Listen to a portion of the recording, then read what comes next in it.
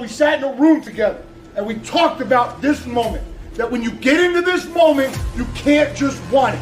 You've got to pay a price to earn it. You've got to pay a price to get on this stage. When you walk down the tunnel, think about everything you've done to prepare for this moment. They have not done what you have done. They are not ready to take this thing where you're willing to take it. Your togetherness is better, your effort is better, your culture is better, so put it on display for 3.5 hours and go get it.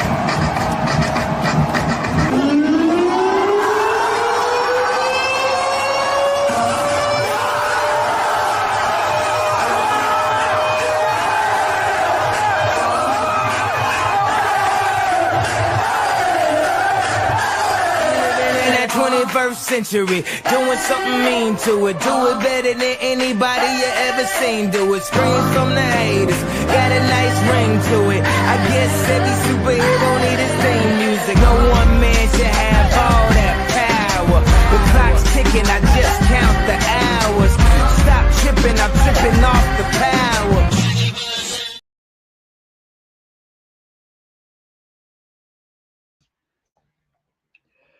Howdy, Aggs. Welcome into the Aggie Audible. I am your host, Lee Hillis, and we have to say, welcome to the Fanatic Studios. And the Aggies are getting ready for their first road trip of the year to South Bend to face the Fighting Irish of Notre Dame. But first, let's bring our co-host, class of 2022, Kyle Lovingood. Gig 'em. Kyle, how are you? I am good. I can't be more excited. This is we've been talking about this night for a long time. You know, preseason's over. It's time to do it. And the Aggies, first road test of the year. This is their first true test of the year. Yeah. They've done better on the road. And Josh Pate pointed out something. All right. The Aggies have not won a ranked road game since 2014. Yeah, that's too long. Too long. Time to change that. So, do the Aggies go to Notre Dame and get revenge? Are you asking me point blank? Point blank. Yeah, I mean, this is when they do it. I really think they're going to go and pull off the upset. I think they go down there and it's going to be an exciting evening, and I don't And of think it's course, going to be a blowout. I'll be But you're there. going to be there.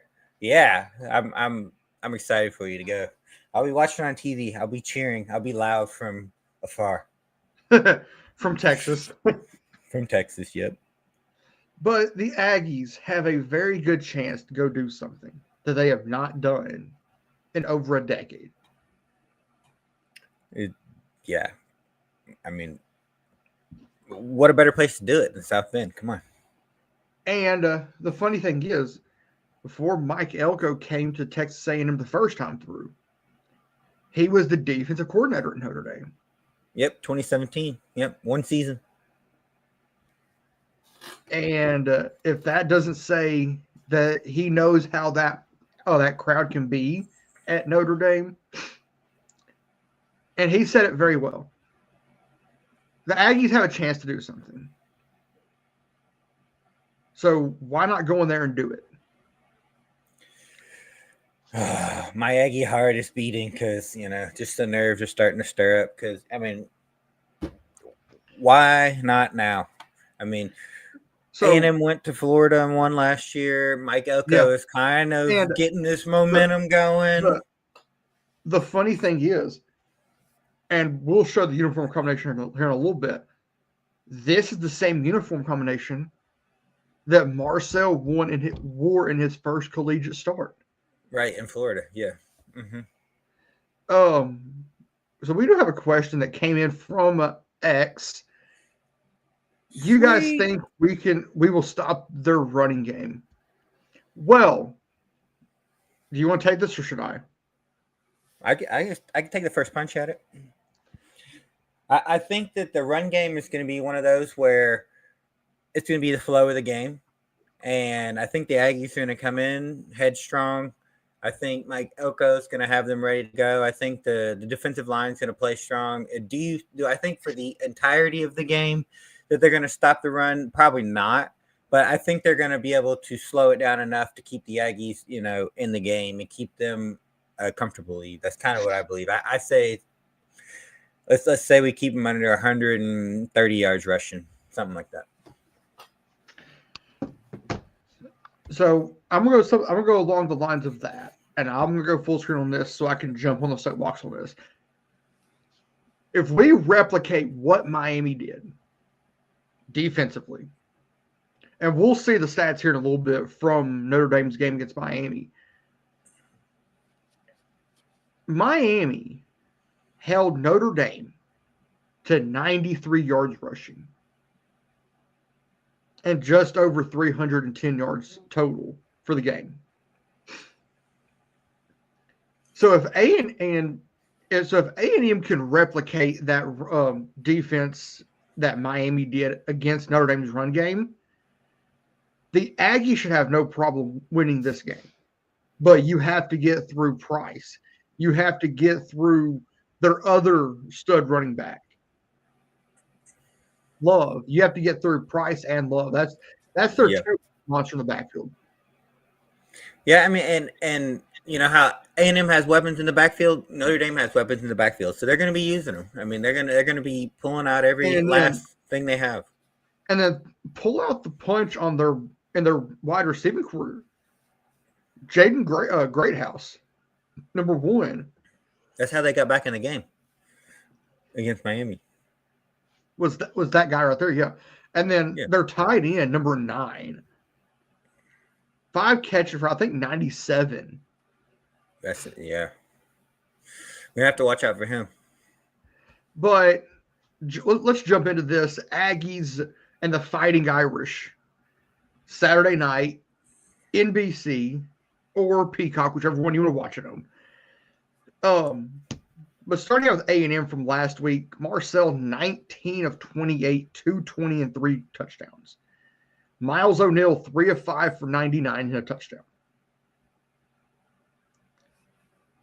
Do you think Marcel in this passing game can be effective like they have been the first 2 weeks? Honestly, yes, because I mean, the explosive wide receivers are still there, right? KC Concepcion's still there. Is Mario Craver still there? I mean, getting over 100 yards, like 2 touchdowns a game. They've done it for 2 games in a row.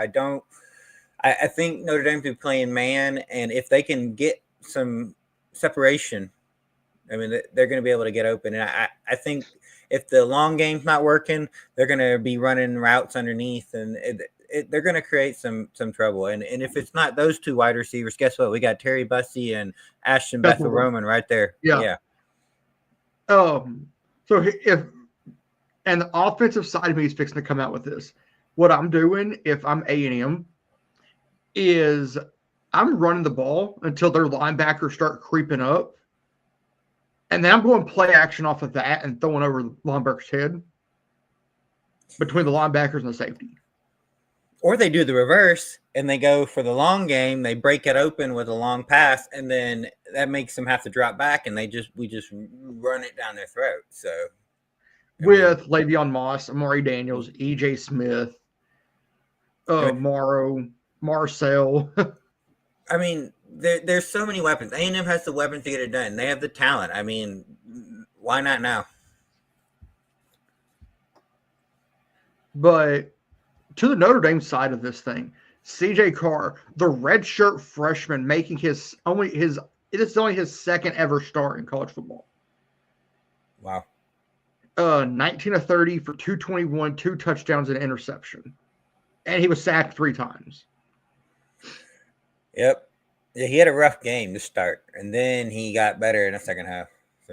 So Price 6 for 45. Love 10 for 33. CJ Carr 11 for 16 and a touchdown.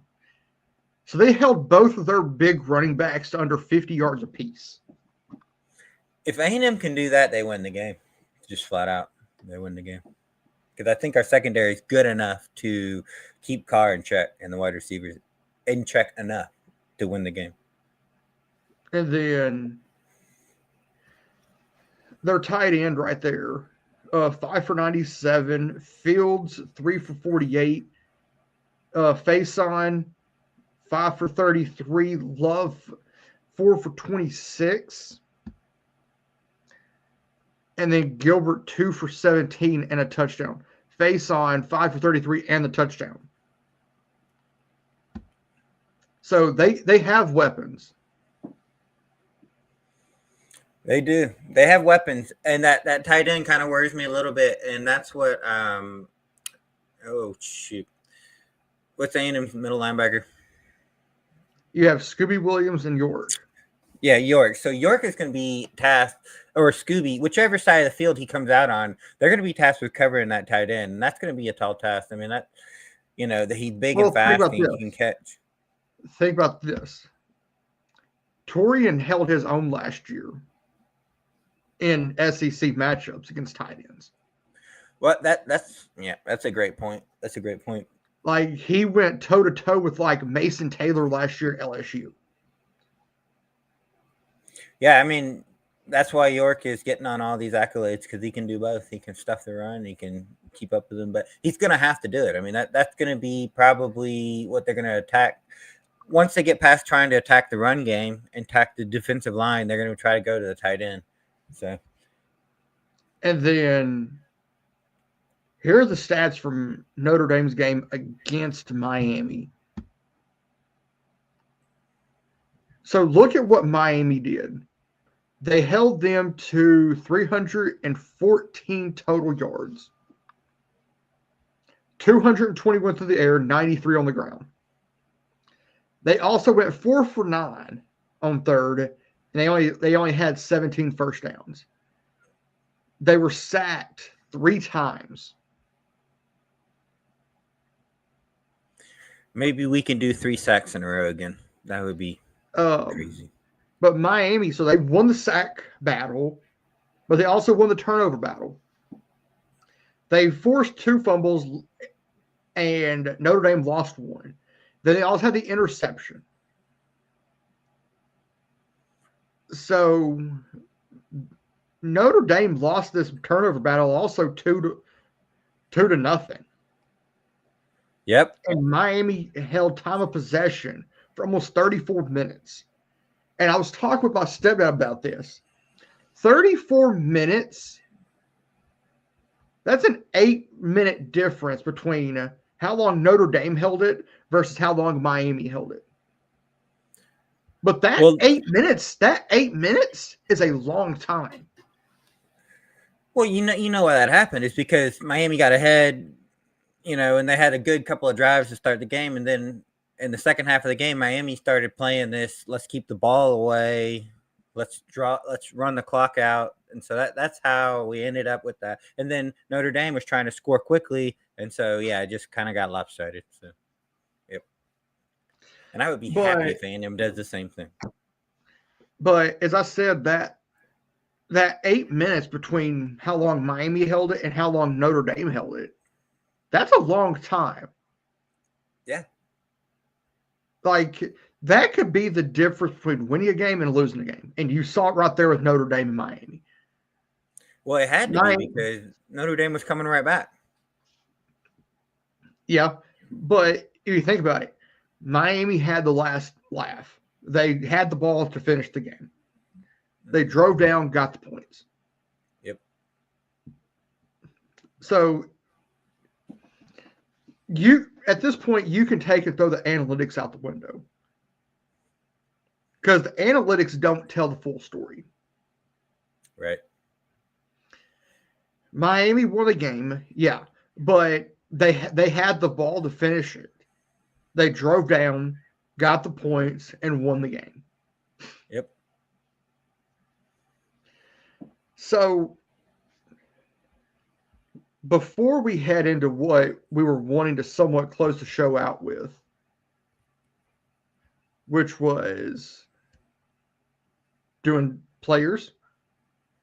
Oh, yeah, like some stat prediction. But before we do that, right? We're going to basically show you what the Aggies are wearing up north in South Bend against the Fighting Irish of Notre Dame. Out for them Aggies this week.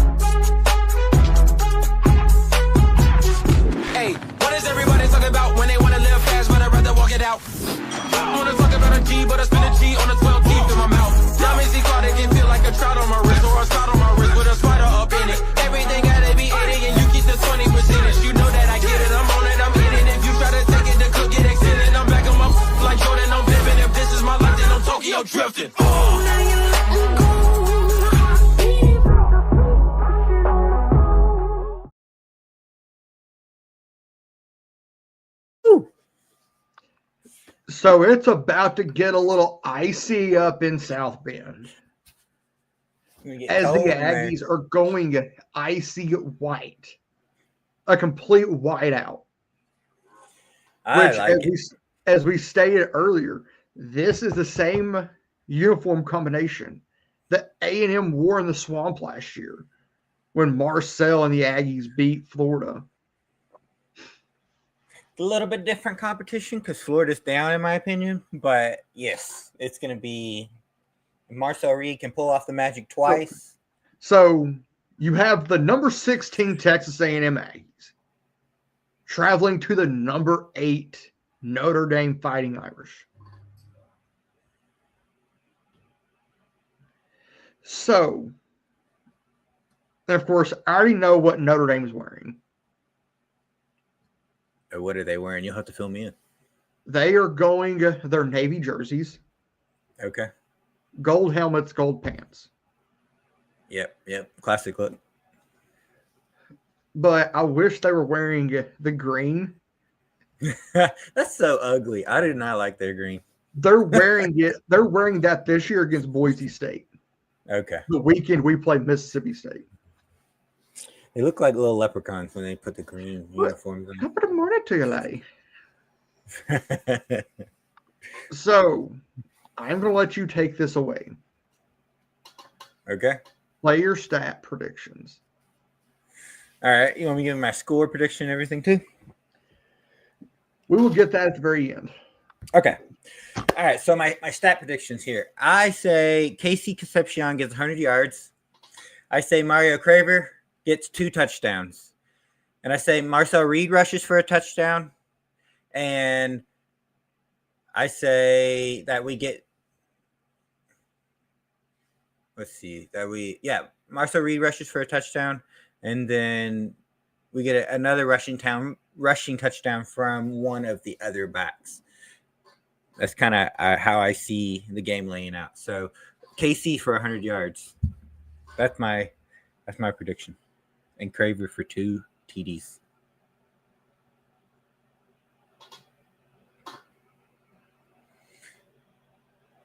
And let's see. How many yards do you think Texas A&M would get? I'm gonna say Texas A&M as a whole gets like 375 yards. I was gonna go 330. 330, Okay. 340. But I'm gonna go along the lines of what you said. I think KC goes for over 100. But I'm also going to double up on that. I think KC and Craver tie for both over 100 yards. Hey, if that happens, that means good things came A&M's way. And then KC has a touchdown. A touchdown. I think Marcel throws 3 total. Yep. And I'm going to say this. We have to get our tight ends involved. I agree. And I think they said that on Texas this week. I think Theo gets 1. I think Craver gets 1. So I think both Craver and KC get 1. Okay. I'm down with that. Both KC and Craver get 1. Theo gets 1. And I think Marcel adds another 1 on top of that. Actually, no. That's it offensively. I think either Willie or Des Ricks, or we're going to throw in we're going to throw in Torian York. One of those 3 ends up with a pick 6. That would break the game wide open. Yes. I'm looking forward to that. Yeah. A&M scores a touchdown. They get a pick 6. And then next thing you know, Notre Dame coming from behind and they can't use the run game anymore. That would be sweet. Sweet. Yeah. Theo, I was thinking about Theo, and I'm glad you picked him for a touchdown because I think he's going to have to have a big part in this game. And stuff. I feel like they've kind of been holding it back. So as I was saying, like we were talking about this game a little bit today, and he made the statement that we have to get our tight ends involved, and I came out and said, okay, why not run a 2 tight end set? Why not? Have Borkature and Theo. Yeah. And then that's 7. Throw either Moss or EJ in the backfield. Mm-hmm. Because both of them can run. Both of them are physical enough. And then split KC to one side and Craver to the other. And make them defend the whole field. And I would say put Theo on a seam route and have Borkature on a post. Yep. Those offensive linemen are going to have to block, and you're going to hope they're not blitzing. But yes, that would work. That would work because they're blitzing. They're getting straight to straight. Marcel Reed's going to have to use his legs to get out of there. And we've seen that he can. My stepdad made one very good statement today. He is tired of seeing the vanilla play calling. Well, yeah, I mean. That's on purpose. Going into a game like this, you cannot be cute about it. You cannot be vanilla. I agree. They're gonna have to bring out all their extras that they've been saving in their cookie jar. Bring them Like, out for this game. like the game was at UTSA. Yeah, the 4th and 1 against UTSA. That was creative. Yep. Because you get everything flowing one way. Then you come back the other way with your tight end in Theo Mellon-Orstrom. And you just dump it out there to him and he walks in. They're going to use that play on the goal line, if not in this game, in like Auburn or next couple of games coming up, because there's so many different directions depending on what the defense presents. If a defense comes to stop the run, they're going to be passing it to Theo or the wide receiver on the backside. Like what they did last week with KC. Mm-hmm. Marcel, I think, rolled back to the right, threw it back left, and KC came down with it. Yep.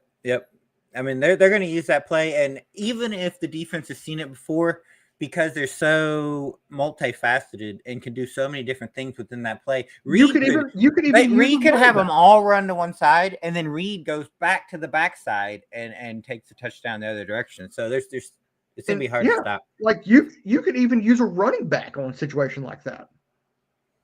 Yeah, I 100% agree. Mm-hmm. You could use like Craver coming back across the formation infield, and then have like Moss or somebody, or even Bussy on a wheel route down the sideline. Yep. And if you can catch him, and if you can throw him open, who's stopping that? No, and that's where it really is going to be dependent on Marcel being able to read the defense and know what to execute. And he's going to be the one picking the one that scores the touchdown based on what the defense presents. And I have faith that Marcel will do that. Marcel will be able to make that decision. And going back to that play for Craver last week, the 75-yard touchdown pass from Miles O'Neal. That was a beauty. Do you think we see O'Neal at all this week? If we see him, it will be because we don't want to see him. It would be because of, Reed going out on an injury or something like that. I don't think we see him. No. Before we give our score prediction, I do have to promote this pregame show at Notre Dame. How does that sound to you? I mean, let's see it. Let's see what you got. Let's see your background and see what you come up with. I'll be interested to see what creative. I'll be watching. So 6:45 p.m. Eastern, which is roughly 45 minutes before kickoff. And we're basically going to go through keys to victory. What do we want to see from the Aggies in this game? But score prediction time. All right. Who's going first? You're going first on this. All right. My score prediction. All right. So back in 2000, A&M went into the game. In the third quarter, they still had the lead. It was like a 10-7 in the third quarter. And then Notre Dame pulled it out, and they ended up scoring the last 17 points and ended up winning 24-10. I still think Notre Dame scores 24 points, but I think the Aggies score 28 this time. So I think it should be 28-24 Texas A&M. You're going to laugh about this. Oh! Pinch punch. Give me your lunch. But yeah, going live from Notre Dame, talking keys to victory. Shall we run through these real quick? Sure, let's do it. I think for A&M with this game, we've got to slow down that run game. 100%. They've got they have a very effective run game. And Price, he proved it last year when he went for 47. Yeah, It's going to be about stopping the big explosive runs. I think A&M's going to be able to hold them on a down-to-down basis. But if A&M messes up and they misfit or they do something and they allow them to get a big run, especially toward the end of the game, that's where they could really hurt us. So I 100% agree. Run game's very important. Number 2, force the redshirt freshman CJ Card to beat you with his arm.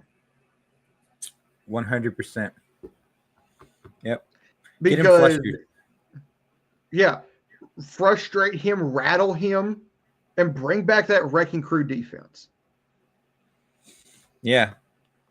Bring some more magic this week, Cassius Howe. And number 3, control the clock. Like you were saying, 8 points. Yeah, what Miami, they had 8 more minutes of possession against Notre Dame. They could not recover, and because that 8 minutes was detrimental to Notre Dame. I mean, it's the only reason Miami won. So, yeah, I 100% give. A&M could come out. So, this is kind of how I see the game going. Is A&M start? You kind of alluded to the opposite. So, I see A&M getting out there and they pass the ball. They get some big plays downfield, and it causes them to back off of the defensive line, and it opens up the running game.